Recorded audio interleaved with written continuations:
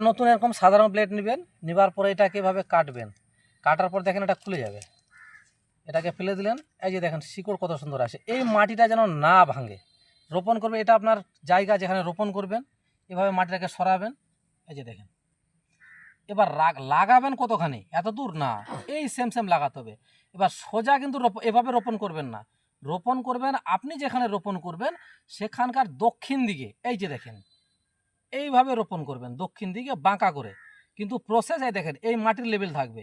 এবার মাটি দেখেন, এই যে মাটি দেখেন, এই যে মাটি দেওয়া হচ্ছে, এই যে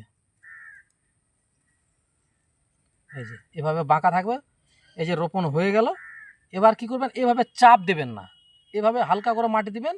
এটা যখন জল পাবে তখন অটোমেটিক বসে যাবে। এবার জলটা দিবেন কিভাবে, এখানে জল ঢালবেন না, তাতে কি হবে ভিতরের মাটি সরে যাবে। আপনি জল কিভাবে দিবেন, এখান থেকে 4 আঙুল দূরে, এই যে দেখেন এরকম জায়গা দিয়ে জল দেন। এই দেখেন অটোমেটিক দেখেন ভিজে গেল, দেখেন মাটিও বসে গেল, দেখেন কত সুন্দর মাটিটা জয়েন নিয়ে নিচ্ছে, দেখেন কমপ্লিট। এইভাবে রোপণ করবেন। এবার রোপণ করার 3 দিন পরে আমরা যে ফাঙ্গিসাইড দিচ্ছি সেই ফাঙ্গিসাইডটা জলে গুলবেন, গুলে 1 গ্লাস করে সেই গোড়ায় দিবেন। এবার ফাঙ্গিসাইডের ডোজটা আপনাকে ফোনে বলে দেওয়া হবে।